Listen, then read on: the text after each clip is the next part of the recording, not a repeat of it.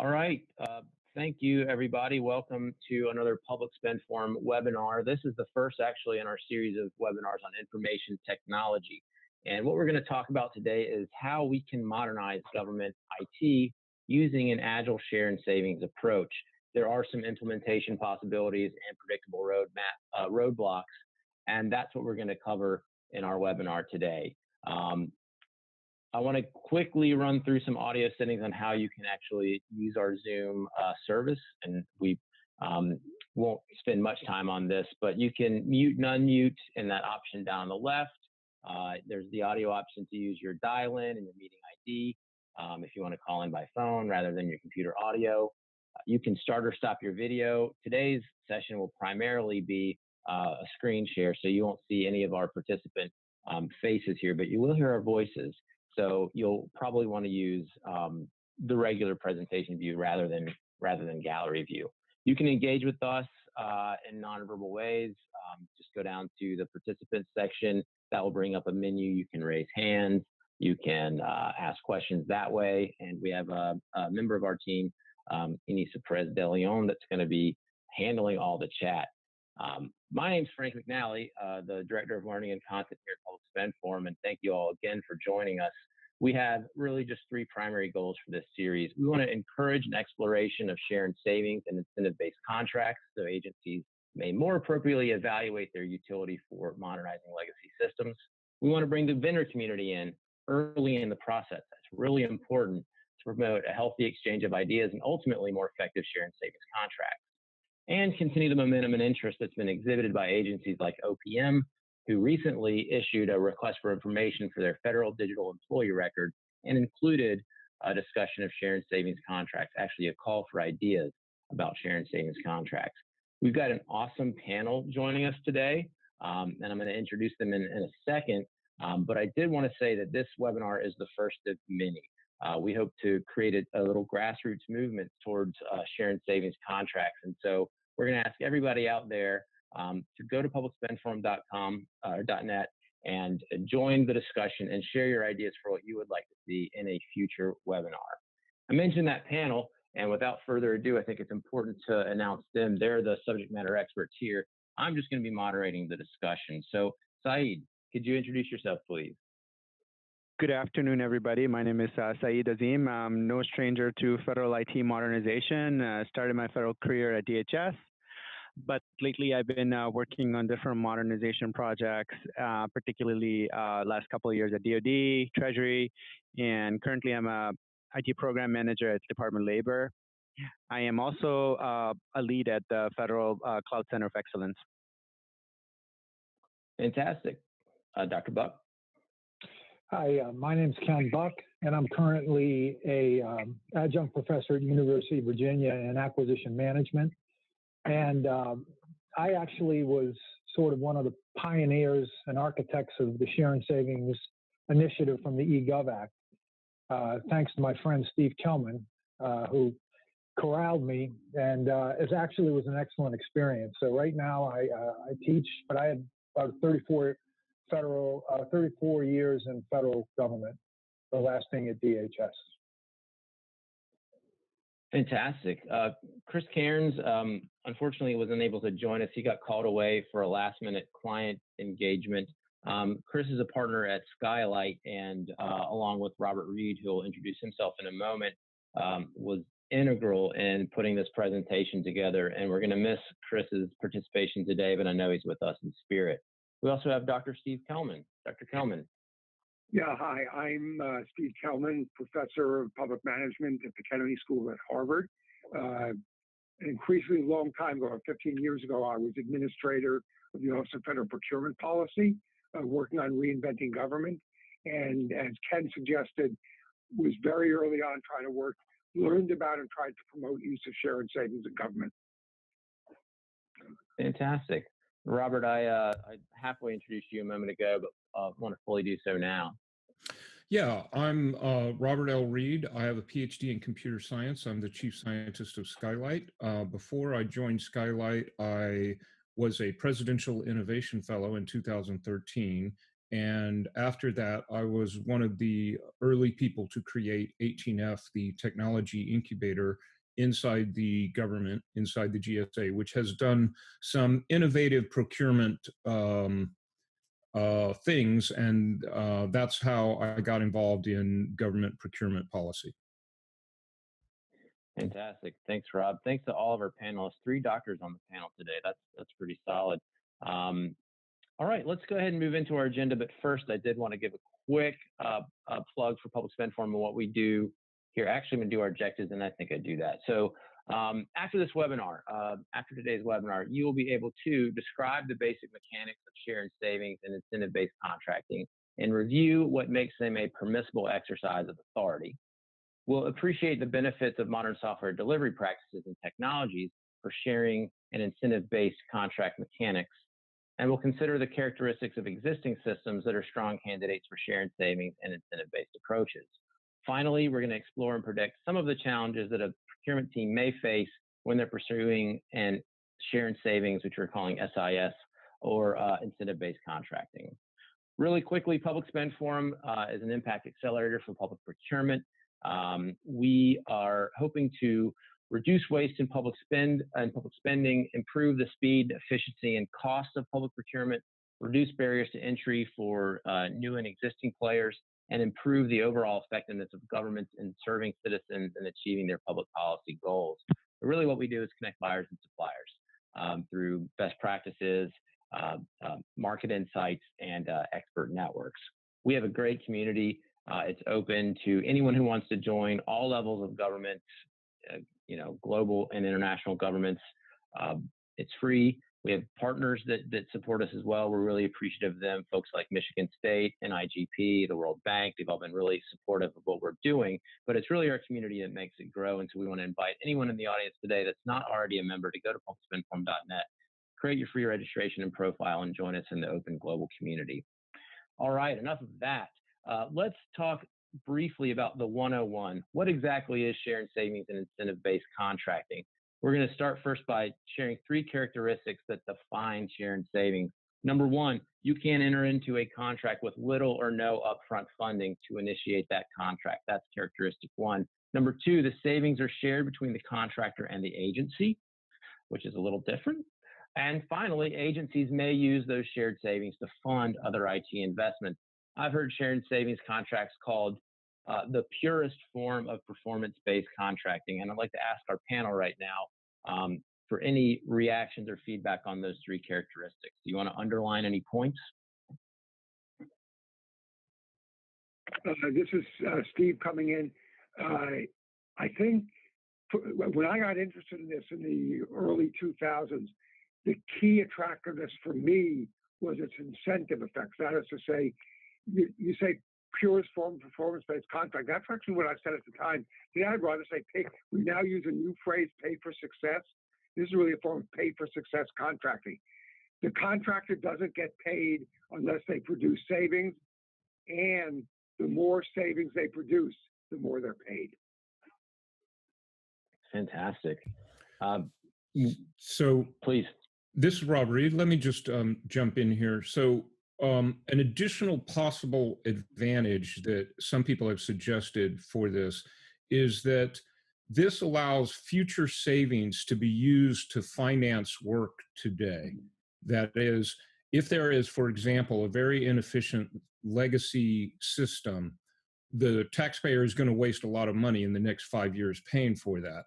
That money, if you were in a private situation, a private equity firm or an investment bank would be willing to loan you money to upgrade your plant to make those savings. But that's a little difficult to do in the government contracting world. And so an additional possibility here is to think of this as agile financing that allows you to use future savings to incentivize people today to do work which you could not necessarily incentivize them to do with the funds available to the firm.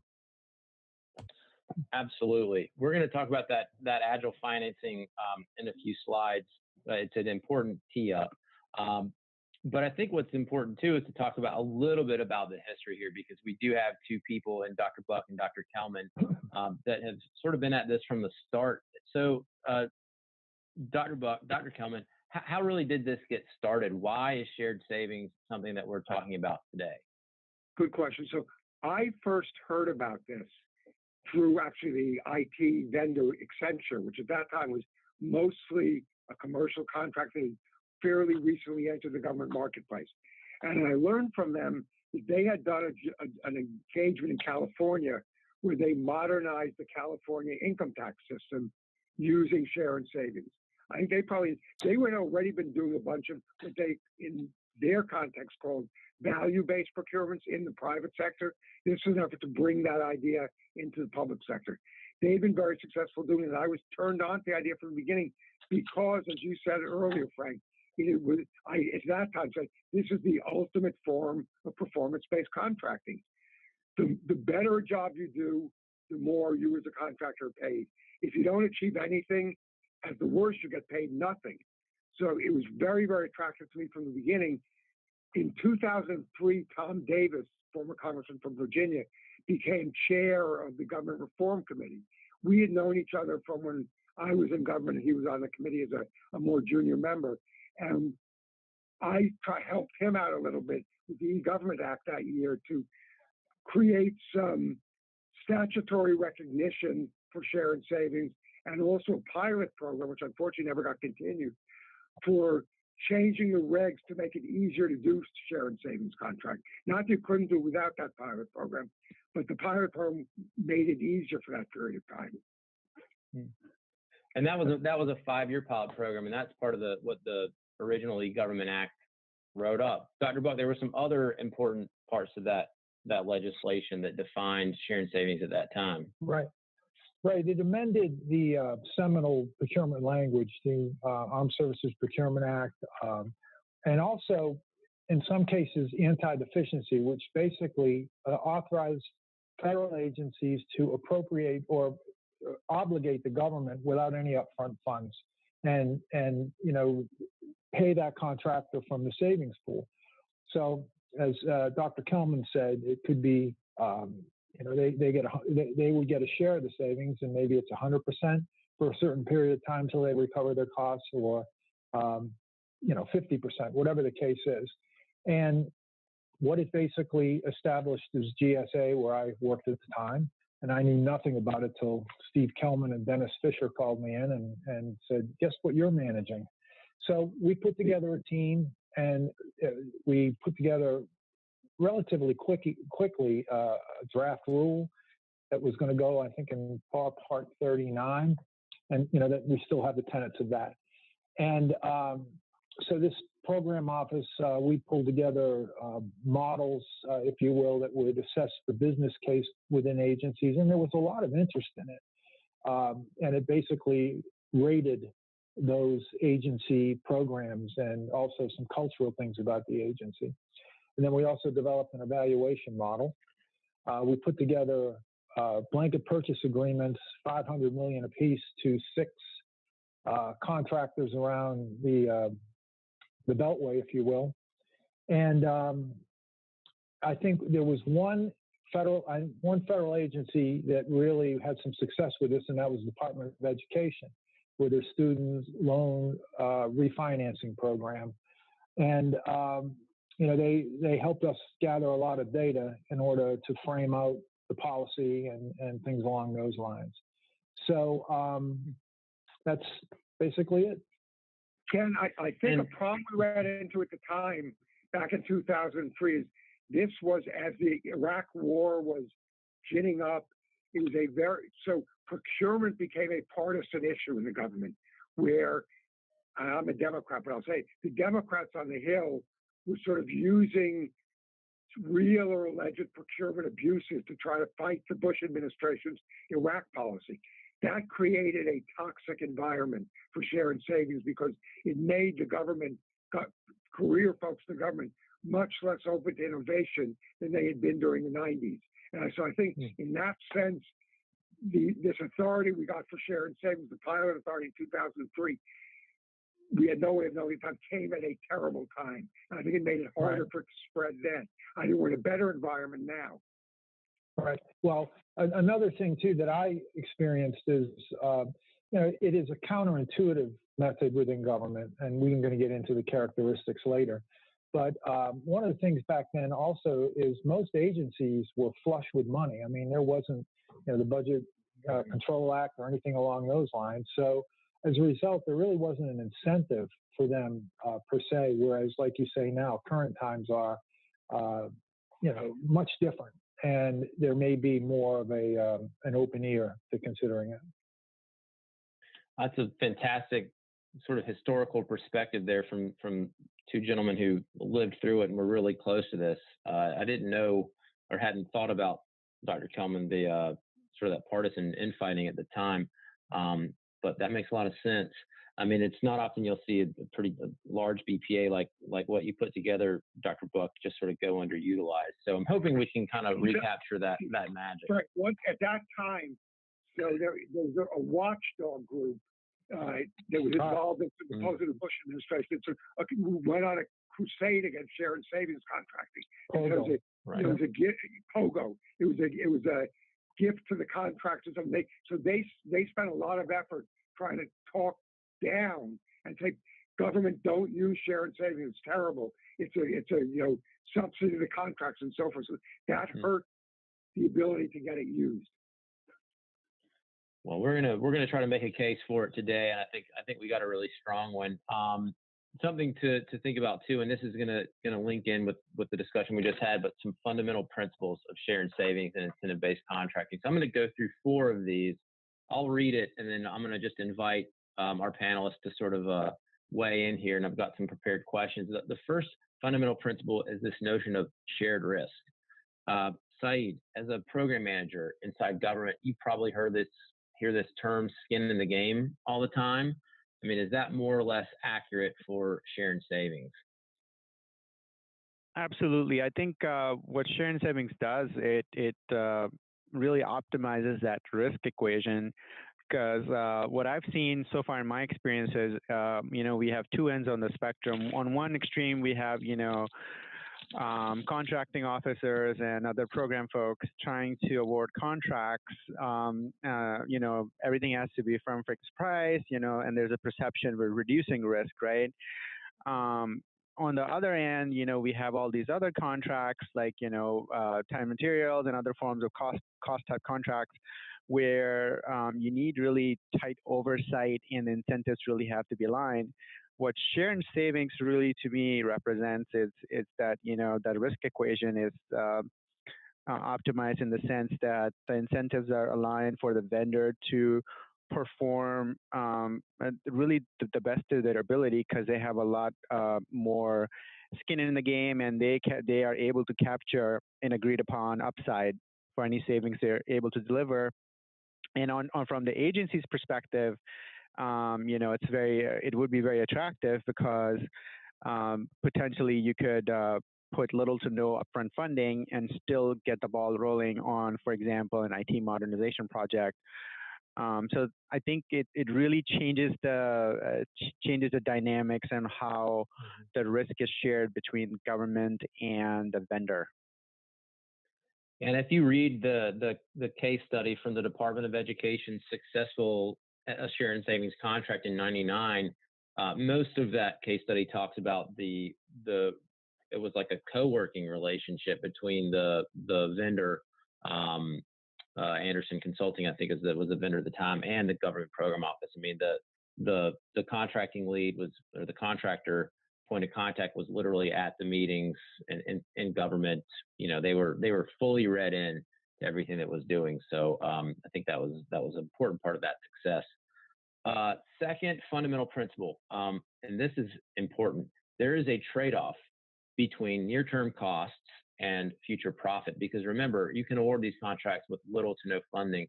Rob, you're now a private firm doing business with the government. What makes this trade-off worth the risk to you? Well, we would consider a return on investment analysis of anything that we did, but the future profits are very great. For example, my time in the government, I saw a lot of programs that were in the, approaching the $100 million cost thing level, spread over many years, perhaps. So when you're talking about the possibility of making $100 million program 5 times more efficient and doing it for $20 million, or reducing the operational and maintenance budget from $10 million a year to $1 million a year, if the government is willing to give a firm half of that savings for a definite period in the future, like 5 years, the number of millions of dollars you're talking about is sufficient for us to finance a significant programming effort, even if we don't have the money on hand to do that, to try to win a promise of multiple million dollars over 5 years. Any one firm, of course, has to look at that from a financing point of view and figure out how it's going to finance it itself. But firms have lots of different financing options. They may have access to loans or lines of credit or private equity, which allows them to make a gamble that a small firm that doesn't have sources might not be able to make.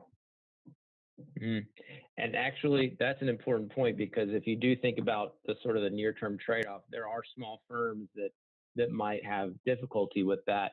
But that's why we're trying to think about sharing savings through this Agile lens. And this is a point that I'm just teeing up, because in some future slides, we're going to talk about how to make this a little bit more amenable and possible for small firms, basically through sort of incremental development. So that's going to be a big part of the conversation here in a minute. Third fundamental principle is profit through measurable savings. Rob, when we did our dry run yesterday, you were emphatic about adding this word measurable, and I understand why, but I'd like you to tell our audience why measurable savings is such an important factor. Well, you have to provide compensation to the firm in a way that everyone agrees is fair. If you have the kind of project where you can't really measure the savings or the increase in revenue that comes from the action of the firm, it becomes simply a judgment call how much the firm should get rewarded, and that's not good for anybody, and it doesn't incent the firm to do a good job. So go ahead. I'm sorry, you go ahead. Stop, Robert. I'm sorry. When you have the kind of project, for example, something that has been around for a long time, and I could name projects inside the Department of Labor or the Social Security Administration that are like this, that have a well-established operations and maintenance budget. These projects, you have to spend $2 million or $10 million every year just keeping them going. And yet you believe that if you used modern computer technology and modern software methodology practices, that operation and maintenance budget could be reduced to a small fraction of what it is today, then you could potentially reward that to a firm, and no one would really have a right to complain, because the taxpayers would clearly see that they're getting a benefit from it, and the compensation given to the firm is a direct computation from the actual accrued savings. So some of the problems that often plague procurement, where you have lawsuits and complaints and the formal process of objecting to things, could be avoided. I just want to add a quick thing to Steve Kelman. So I think in terms of implementation, what Rob has just been talking about now is one of the key implementation challenges maybe we'll return to. That is to say, I guess the simple way, but if you cannot have a baseline and a way to measure your baseline and then your savings, you really can't do this. So, and that often you can't. So that's going to be a barrier to doing sharing savings. However, the other point I'd make is the data you have doesn't need to be perfect as long as both sides agree to it in advance. So if you establish a methodology for how to establish the baseline, how to measure savings over the baseline, as long as that's in the contract, even if it's not completely perfect, at least both both parties know where they're coming from and can proceed from there, even if it's not perfect. Don't let the perfect be the enemy of the good. God, no, please. Dr. Buck, you did a lot of research in this area. How much of that research was focused on the accounting system? Yeah, a lot, because it was important really for agencies, the larger the baseline pool, if you will, the more attractive the opportunity will be. So agencies that put together baselines included not just the procurement costs, if you will, but they looked at their own FTE, facilities costs, things along those lines. So then we're beginning to get a bigger pie upon which to eat from. So we did do some research on that. Now, I think back in the mid-2000s that cost accounting systems were pretty rudimentary at the time. I think today, with GIPRA and the GIPRA 2, if you will, agencies are, I think, doing a better job of understanding where their costs are going. And I can speak for DHS in terms of their financial systems. I know that they really have upgraded them, and there's a lot of accountability. So this may be another factor that exists today that did not exist back then. And I just wanted to key on something that Rob said, the whole issue of profit. So from a strictly procurement perspective, we go to talk to a contracting officer. They select the contract type based on risk to, the government, really, from their perspective. So, this is a situation that is because the contractor is really an equal partner in a share in savings or an incentive type contract, that they should have a profit that's commensurate with their risk. And that's something that is important to understand, like no more of the DoD weighted guidelines. They're kind of out the window. So government has to understand that, but if we had an opportunity and there was a competition, the models that we've created allow contractors to determine what share of that benefit pool or that savings pool they want, and then for what period. So the incentive there is built into a payback as quickly as possible. That lowers risks to everybody. But also that there comes a time where the contractor will get its costs, recover costs and a profit commensurate with risk. And then after a certain period, then it becomes O&M.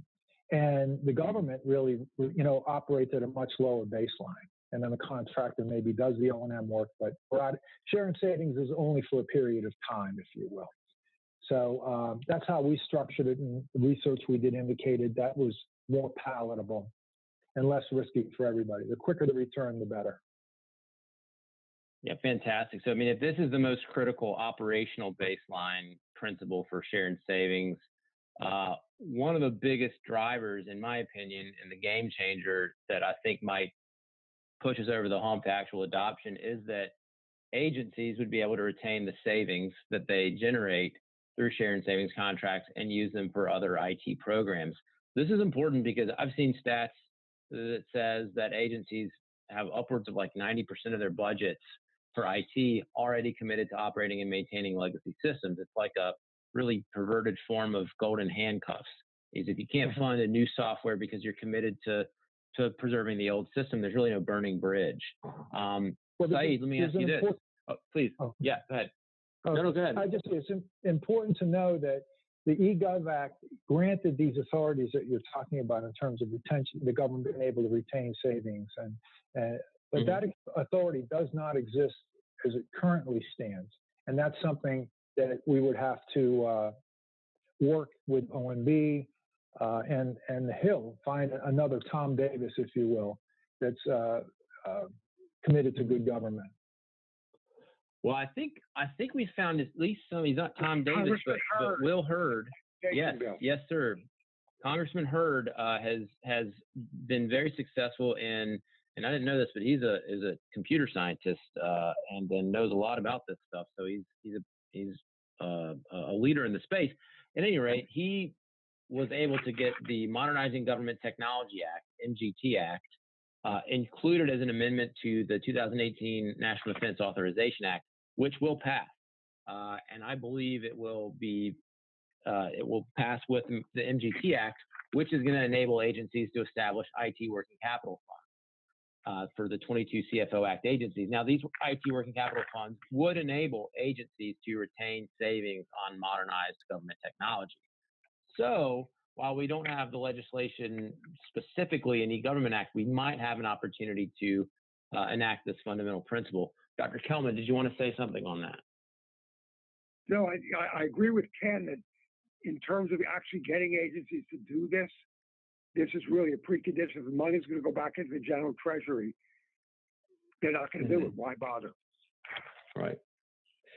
Saeed, what could your agency do with can I add just one thing? Yeah. Can I add one thing? Yeah, please. There is a way. So even without being able to keep extra money you get, if you have cost avoidance, because you're not, you can still do it. Right. That's a great point.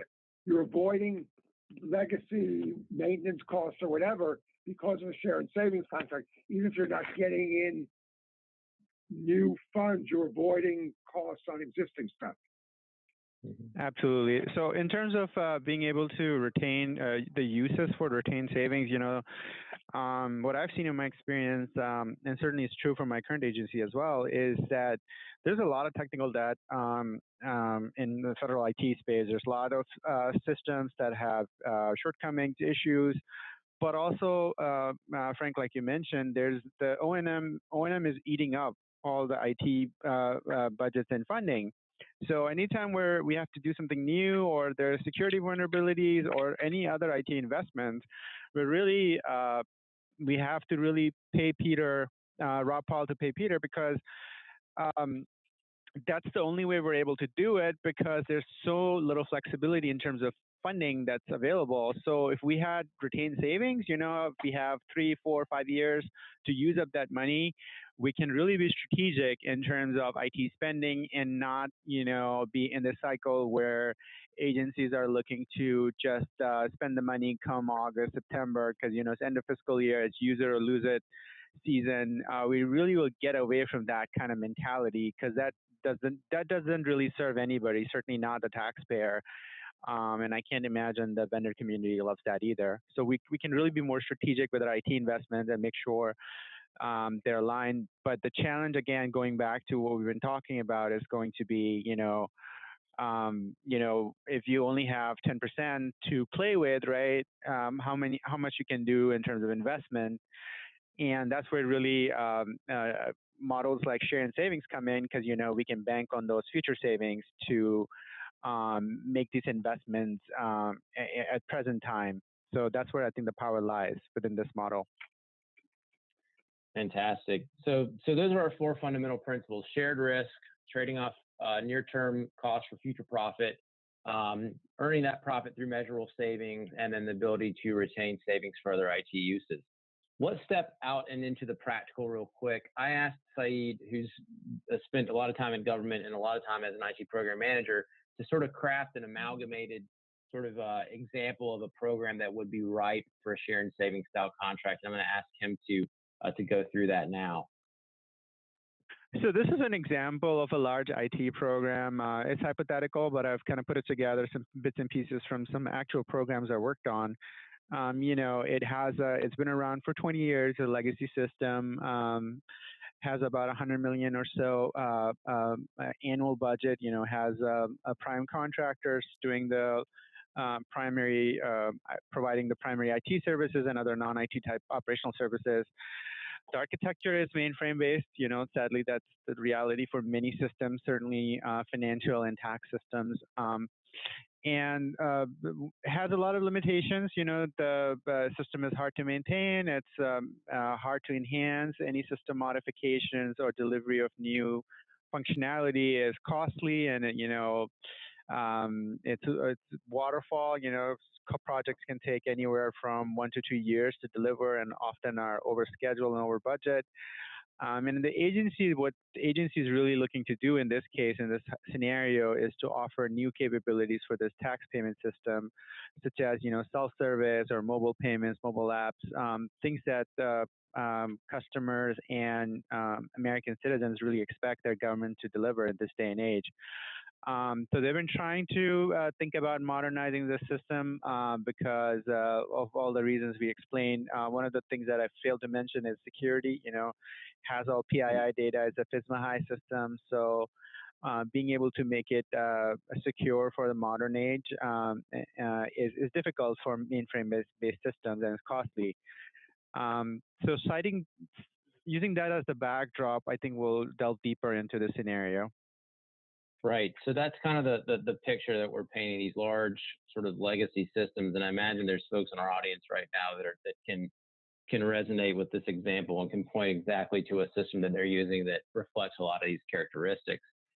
You might also be thinking, gosh, this all sounds great, but it also sounds really complex. Like, where do I even start? And that's where I think we're fortunate to have a lot of work that's been done on this already, and that was led by Dr. Buck. So we've got an excerpt up from Dr. Buck's, this was your thesis paper, right? You did a graduate study on this, or at least it's an excerpt from that, right? Right. This is great reading if you have insomnia. So I can say that's not true. I read it and I thought it was great. I mean, it's only, it's like 12 years old, but a lot of the themes you talk about, I'm sure, are still as practical today as they were then. But what I thought was really the best about this, I mean, the whole thing's great, but was the model, the business case model you started putting together. I mean, to get anything approved internally, you've got to have a strong business case. Tell us a little bit about that business case that you put together. Well, one of the things we realized early on is maybe some people that are listening to our broadcast may resonate with this. It's really hard to conceptualize. So what we learned early on is we had to come in and actually sit down with the finance people and the program people and say, let's look at possible scenarios or sort of projects that might be suitable for the share and savings model. And so there were two models we put together. I talked them briefly at the intro. This was the business case model, the one that you see the pictures of there. And we came up with factors, but looking at not just the business deal, but also the environment in which that program manager works, whether there was factors like kind of a high level support, for example, et cetera. And there are a number of questions that were asked, yes or no, and then numbers were entered too, to really look at the validity, well, sort of the amount of the baseline, if you will, what the total might be, all factors included, and it generated certainly a factor would be the output, but also a graph that indicated whether or not, depending on what the costs were or the proposals were from industry, when the payback period might be. And then it is basically a risk model done in 12 years ago, before I think we had a lot better technology to pull these things together. But that's in essence what that model is. And that's another thing that we're attempting to do through our working group, and that's bring those models out of the PDF and into some useful form. So I sort of took what you built in there and I started to build it into my own Google sheet. And Rob, I know that you and Chris, when you were writing your really, really excellent blog series on Agile sharing savings from last spring, I know you guys mined a lot of the topics in Dr. Buck's paper, and that included some of his business model thinking into your financial model for Agile sharing savings. Do you want to talk a little bit about that? Yeah. So we put together a spreadsheet, which we hope is illustrative of this project, which is linked from our blog post.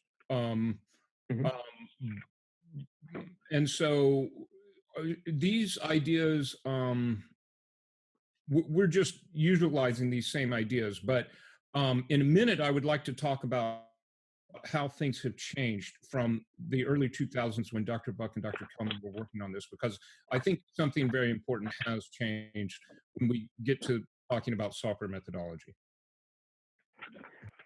I think there's no time like the present. I know that we do have a slide on the Agile financing. I think, first of all, let me just say this.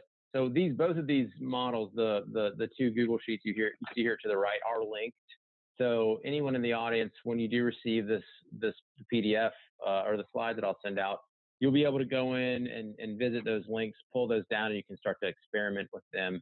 At the very least, they'll provide some inputs for you as you start to think about sharing savings applications, and the best case, you actually use them and you can put a solid business case together. Please let us know if those are helpful.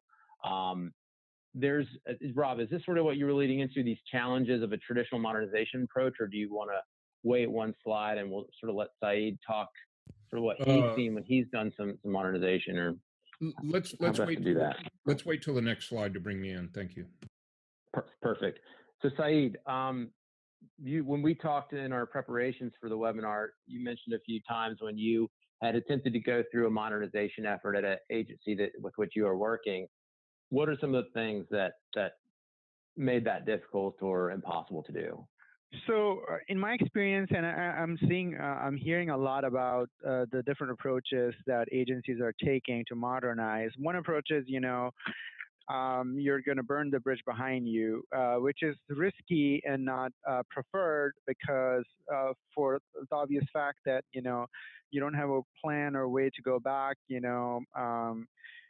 just in case things go wrong, right? On the other side, there's the cost of operating the current legacy system, and then you're setting up a new environment and then the new system.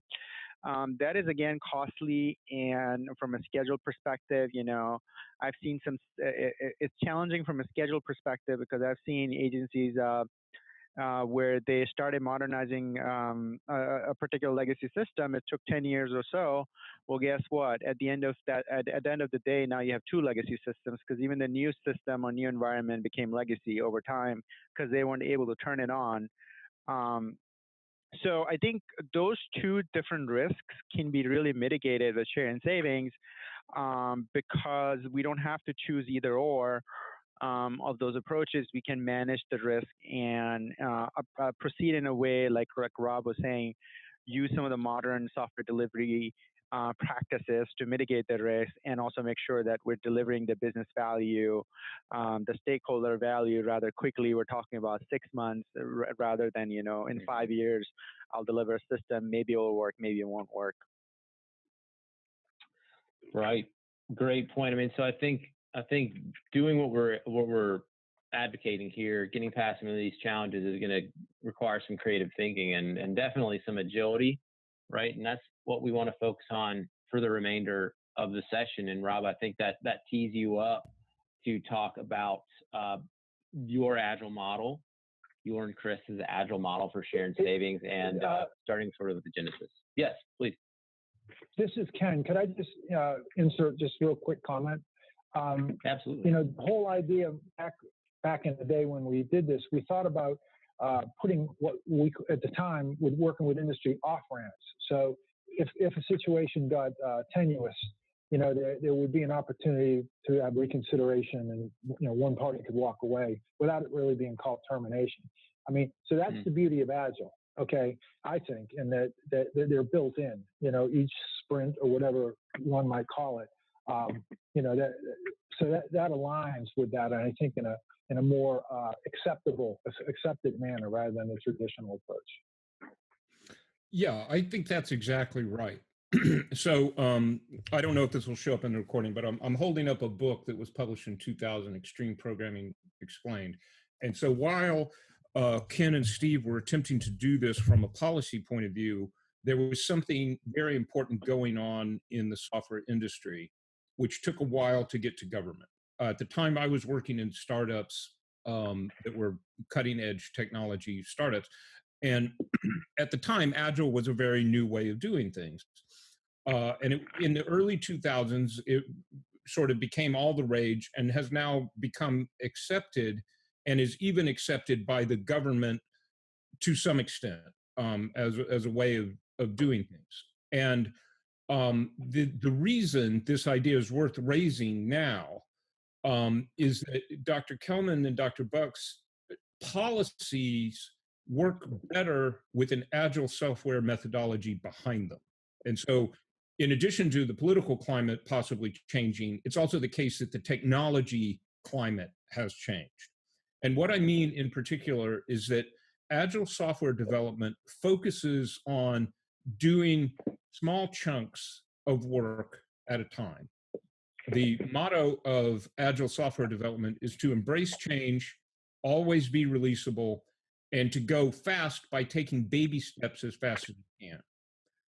Now, this philosophy and those set of methodologies, which are now more or less well understood by computer programmers, opens the possibility of doing piece by piece, piecemeal share and savings work on a legacy system in a way that might have been very risky if you didn't have a methodology to do that before.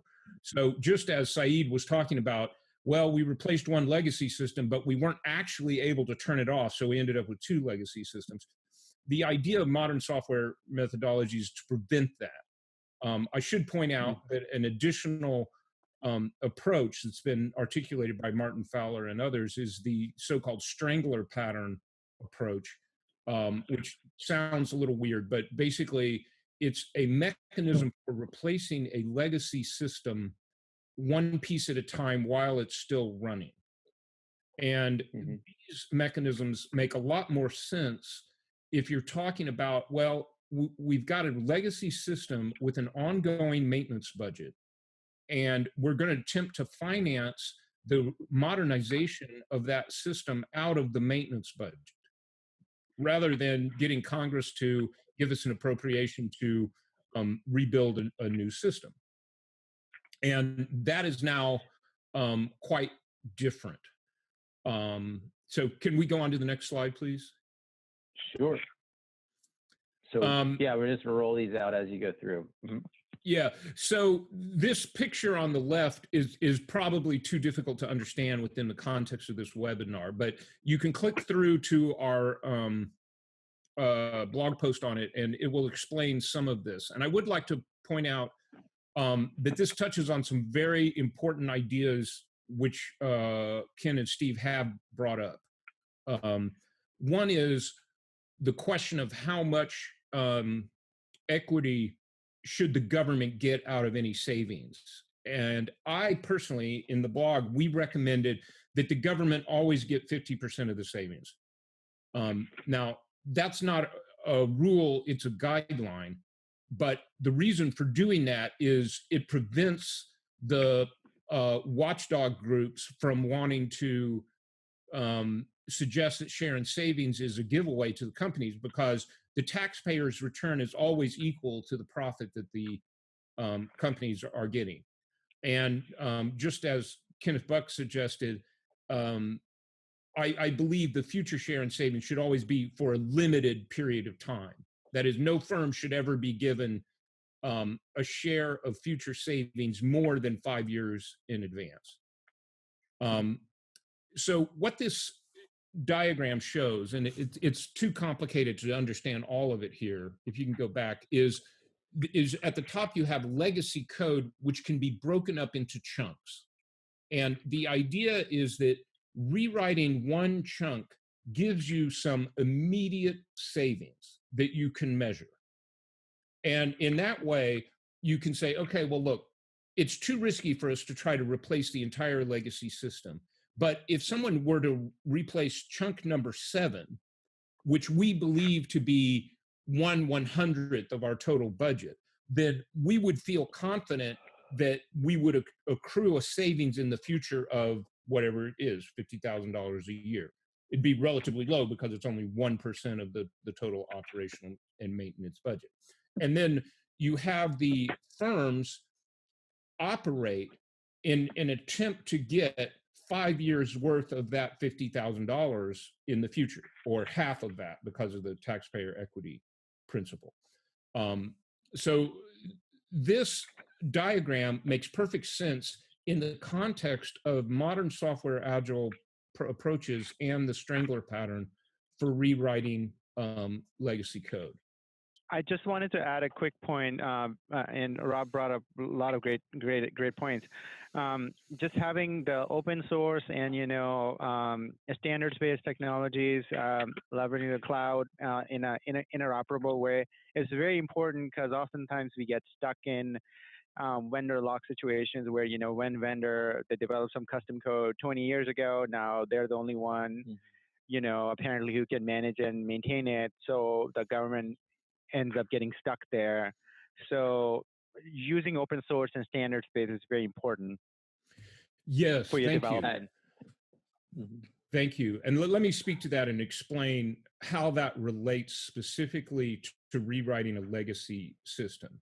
So one of the things that you would prefer not, so you would like not to give somebody a monopoly on the right to get the share in savings in the future system, even if it is the case that you believe, well, we're only going to pay them if they save us money. So in a sense, there's no risk to the government.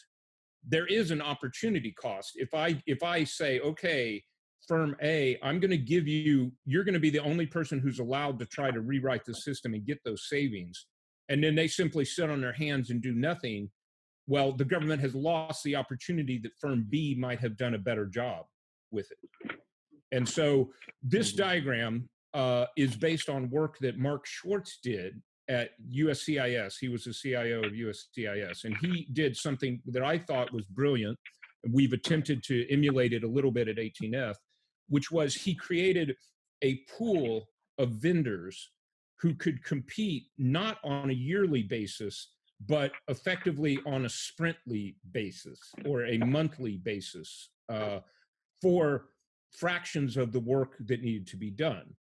And so the idea here is that you're still using competition between firms. No firm gets a free ride. But by using open source, as Saeed said, and also API-centric approaches and some other modern software methodology approaches that make this all easier, it's possible to coordinate the work of these firms. That would have been a hard pill to swallow 25 years ago, to believe that 4 different firms could work on the project and not create friction. But in fact, add something in there, because when I was in the government 15 years ago, we were very interested in trying to promote competition within task orders, so to speak, a little about what you're talking about. And we were always told that it's impossible, because in those days there were no APIs. You couldn't get different vendors' stuff to talk to each other well enough. So that gave you a lock-in then. The technology has changed to make that kind of lock-in obsolete. That's right, and that's a critical point. And can you just go back? I promise I'll finish on the slide. One more thing. Oh, sorry. There is one thing in which this is very much not a silver bullet, and that is the government must have one architect or one firm who is not going to have a conflict of interest, who is not going to participate in this, who is in-house, or they have a contractual relationship with them, so they're totally trusted to define what the chunks are. Okay, and I don't believe you can run a system like this if the government has been completely brain drained of all its internal technical talent. You have to have enough either federal employees or people who are not going to be competing for the normal work, so they have no conflict. Absolutely. To chop up the work, and that work just cannot be avoided. If you cannot obtain enough internal talent to define where the APIs should be, and to use judgment to say, well, you know what, the case management subsystem is about 30% of our total system, so 30% of the operational budget will come from that. This whole system will not work. And I know we're short on time. I'll let us go on now. I think that was a very important point, actually, that sort of the systems integrator role, I think, is, but it's probably not called that, but some internal lead there, hugely important.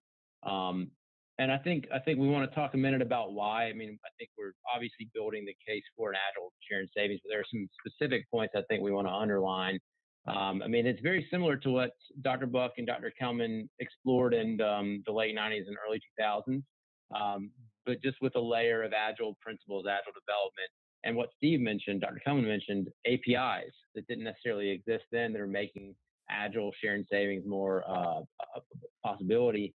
You've got that incremental approach, right? Lower upfront costs, smaller chunks of work. It possibly gets you out of that multi-year contracting issue. And Dr. Kelman, I'm going to ask you really quickly, what's the impact of that, being able to avoid a multi-year contract? There's a very specific regulatory issue there. Yeah, so the specific regulatory issue is that multi-year contracts and share and savings contracts are multi-year contracts, are legal, but in the regulations, part 16 of the FAR, it says that if you have a contract like that, you need to set aside money when you sign the contract, so upfront, to pay the vendor termination liabilities if you decide to terminate the contract. And that's been a big barrier because that could be very large. Even though it's probably never going to be paid, you have to put the money out up front, and that really reduces the attractiveness of share and savings. So it's a complicated question we don't really have time to go into today. There are various ways. The pilot program from the E-Government Act of 2003, what they did for 5 years, they said that provision about having to fund these liabilities up front didn't apply, but now it does apply again.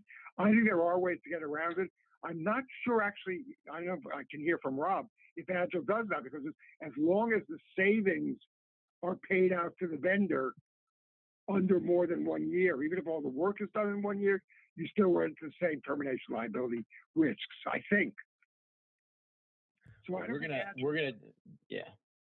don't think Agile solves that problem. I think there's some workarounds, but I'll let Frank moderate.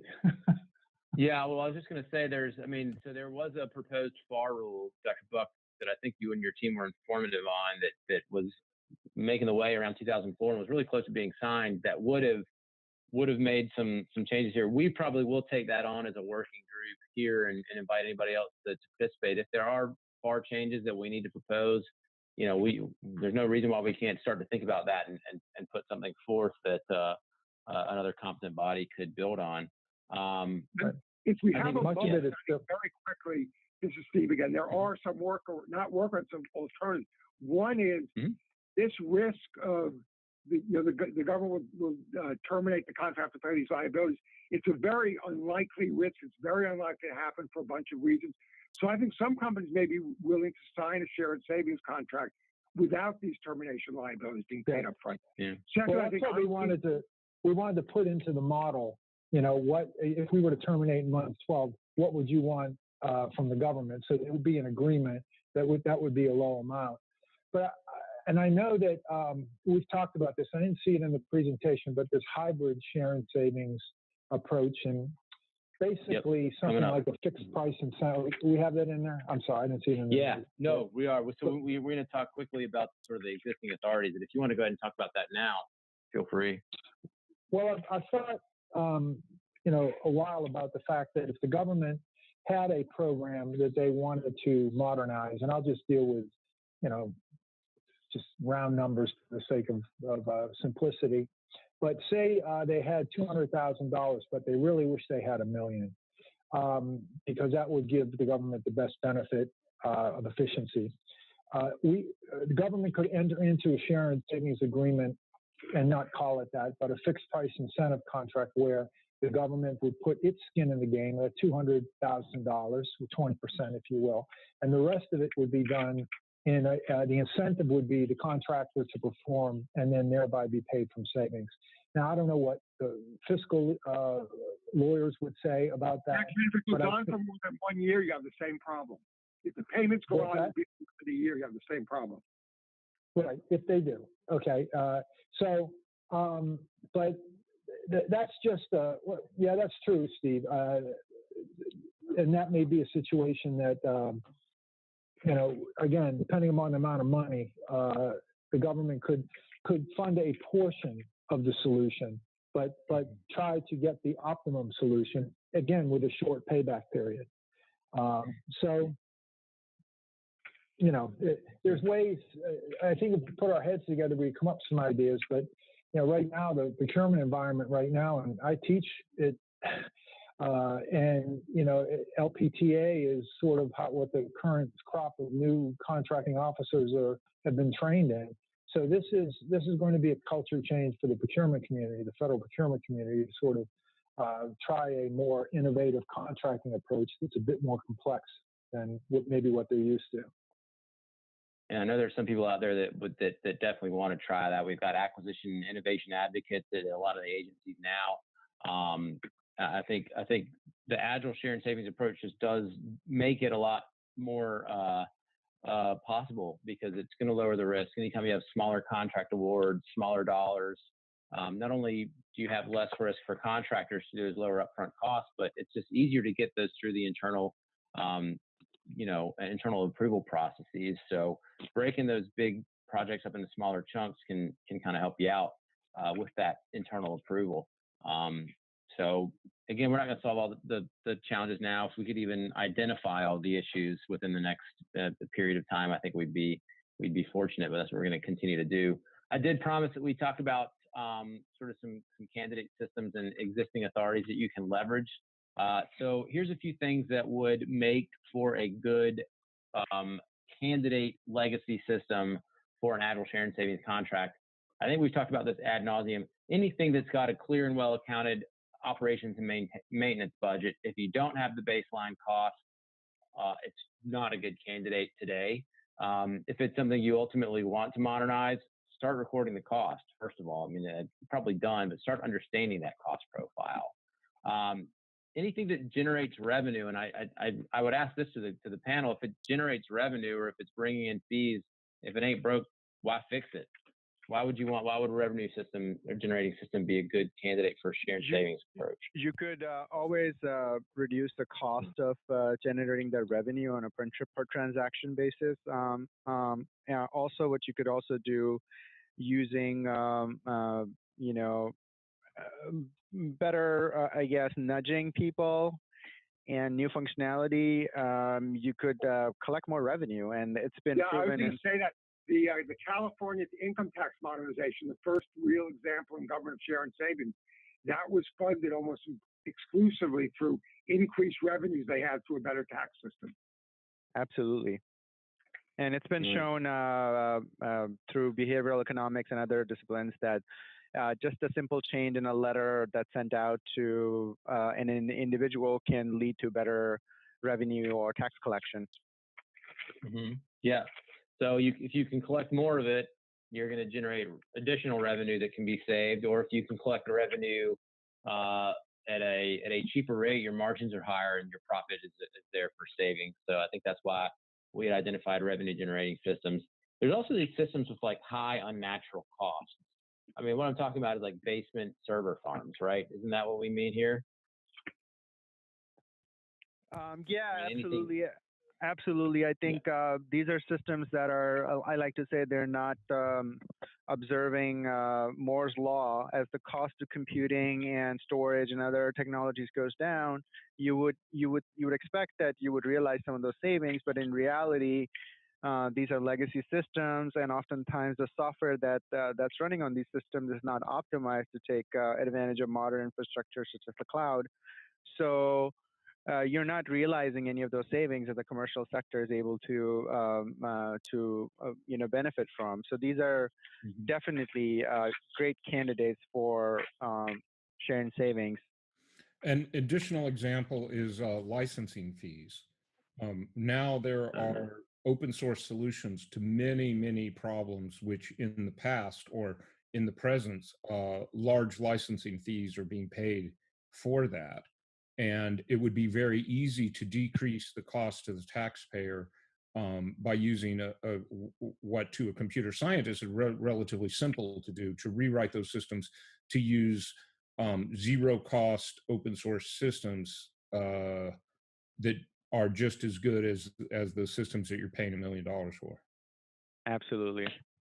That's a great point. I mean, you could have had something that's been in operation for 15 years that's just something that an open source software could do right away. So I mean, that would be an example of an easy 1 year realization possibly. So we should probably add that on this list going forward. There are, as Dr. Buck alluded to earlier, existing authorities that can be leveraged. And Dr. Buck, you started to speak about this fixed price incentive contract and how they operate similar to shared savings contracts, but are sort of more in line with current regulation. Did you want to shed some light on that? Well, right. It would be a situation. I mean, any fixed price contract would require that the contractor perform or deliver a good or service before they get paid. Okay, so that's the presumption in a share and savings contract. So that's the least risky to government, if you will. But we start putting the fixed price incentive in, and they're usually used in situations that maybe you wouldn't use a cost type contract, but that there's a nebulous portion of that work that is unknown. So it actually gets into a more shared risk situation. So I was, again, rather than going through the hurdles of new statute and regulations and education and everything. I mean, I'm not saying we can't do it, but there may be opportunities to use that fixed price type vehicle, what I talked about before, the government funds a portion. And then there would, using the same models, that would be the government's contribution, if you will.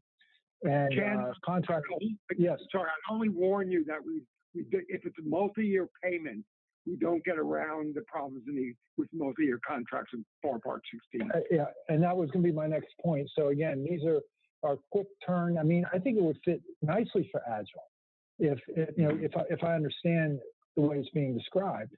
There could be opportunities in there, and then also with the Management Act, there may be opportunities to maybe leverage something there. I don't know enough about that act to speak about it, but the working capital funds that Frank talked about, there may be some flexibility in there to maybe just sort of underwrite the contract on some level. I mean, but I believe I believe the MGT Act allows agencies for their own IT working capital funds to retain those savings for about 3 years, if I remember correctly. That's right. So it's cobbling it together in such a way. But, and I know we're going to get to obstacles, but Steve, you remember CBO, they would score sharing savings based on what they determined to be determination liability. So that's what seemed to make it cost prohibitive. This may be a way around it to cobble something together, but also, dealing with Leslie Fields, perhaps at OFPP to sort of get her read on whether this can be done. We're not going to do it from the outside in. It's really going to take some champions on the inside to embrace this. So Ed, there you are. You're the champion. We are all champions. We are the champions for sharing savings. We have to try my best. We are the champions of the world. Absolutely. I'm more of a chumpion, I think, but that's okay. You're all too modest. So I guess to say the point here is if you had to do something this quarter, maybe look at a fixed price incentive contract. I think you could possibly look at a challenge-based procurement, especially if you wanted to see like how one of those open source softwares might operate. You could maybe do some challenge, something really easy breezy just to see how that system would work and put that in a challenge-based procurement. OTAs are something that I know they've been around for a long time, but they're sort of coming into vogue right now because of their utility for advanced R&D and funding like quick prototypes. That's certainly something to consider down the road. But in the interest of time, I think I'm just going to move on and move through these next couple ones real quick. I mean, energy savings, an energy savings contract, which is talked about in FAR section 23.205, are really good candidates because you already have a valid baseline. You basically have an energy meter, so you'll know what the new system savings are. Value engineering contracts in Part 48, there's already regulatory authority in there for sharing savings. Now, these are for current contracts, right? So a value engineering change proposal would be toward an existing contract. I'm curious if anybody out there knows if there's any current systems that have a contractor that would consider that, or if that would even be applicable. Now, we also talked about the IT working. They use a lot in construction contracts, but again, it does give alternate proposals could be submitted in response to say, hey, there's another option besides doing it under this contract type. So.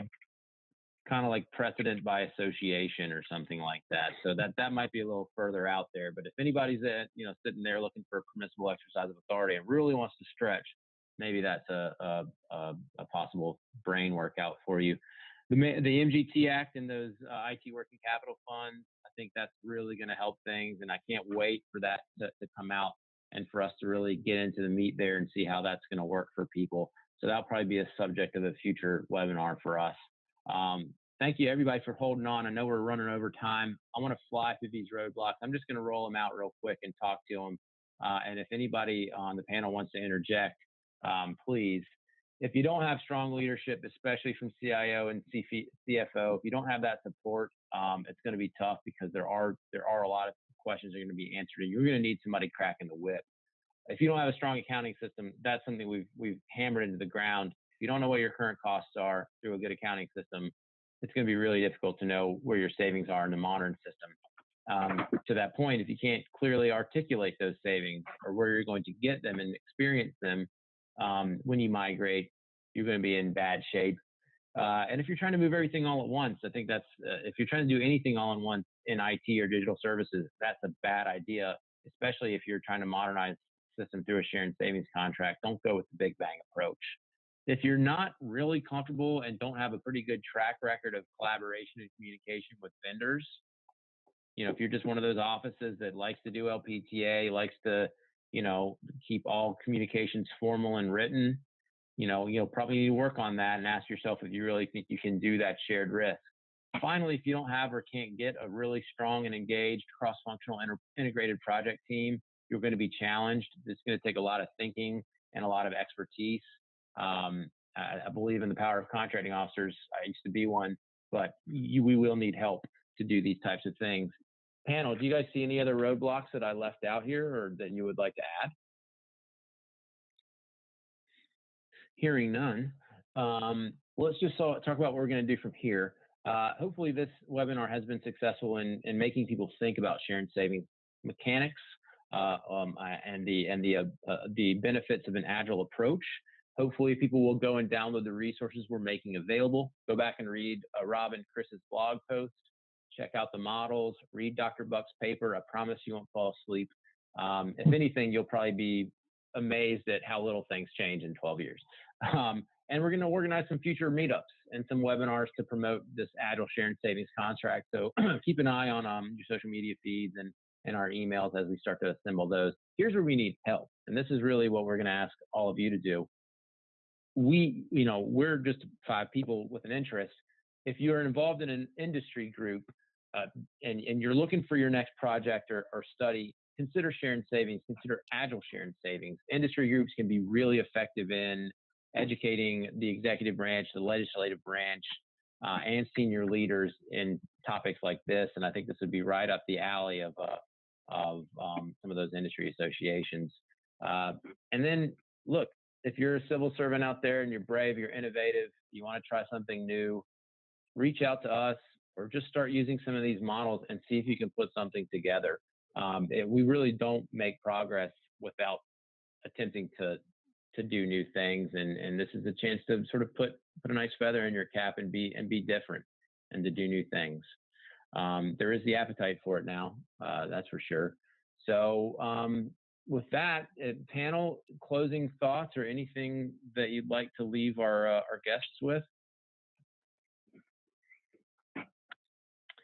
Well, we really got the memo on this time crunch here. So I do want to thank all of you, Dr. Buck, Dr. Kelman, Saeed, Rob. It's really great to have you on here. And it's been great talking with you as we've led up. This has actually been about 2 months in the making, and I know you've all put in a lot of work on it. Thank you to our audience for joining us and for listening in over time. Thank you for attending. Now go forth and modernize. See you next time. Thank you. Thank you very much. Appreciate it. Thank you, guys. Absolutely.